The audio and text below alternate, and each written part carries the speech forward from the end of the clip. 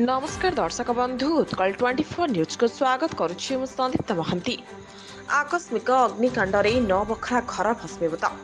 बालेश्वर जिला खैरा तहसिल अंतरा आरआई अधीन बरता ग्राम 20/6/2024 तारीख राति घटी जाइछि आकस्मिक अग्निकांड।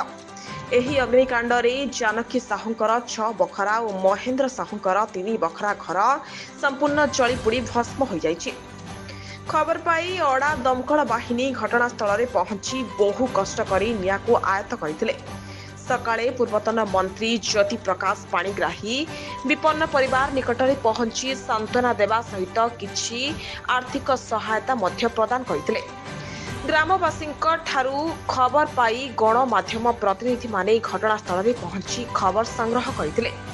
अंतरा आरआई मनोज विश्वाल विपन्न परिवार निकट में पहुंची प्रथमे उभय परिवार को सांत्वना देथिले।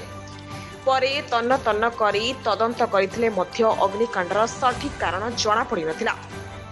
एही बड़ी आकस्मिक अग्निकांड समस्त को खूब दुख देछि बोली प्रकाश करथिले। आरआई श्री विश्वाल उभय परिवार को तुरंत पॉलिथिन जोगाइछंती।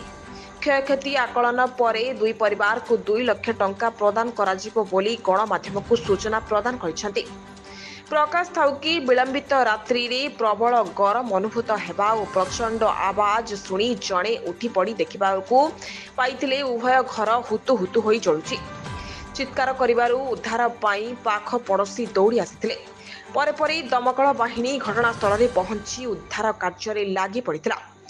अग्निकांडर सठिक कारण जना पड़ना ही विपन्न परिवार को सहायता जोगाई देबा पई ग्रामवासी तरफ दाबी होउछि।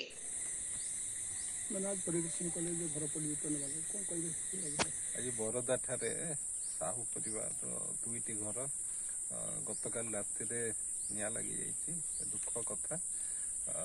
जगन्नाथ प्रार्थना करछे परिवार को साहस दिंतु धैर्य दिंतु ये दुख को पार करने सरकारी स्तर में तहसीलदार महोदय और अन्य मानक निवेदन कर यथाशीघ्र सरकार नियम अनुଯାयी जहाँ पदक्षेप नवा कथा नियंतु।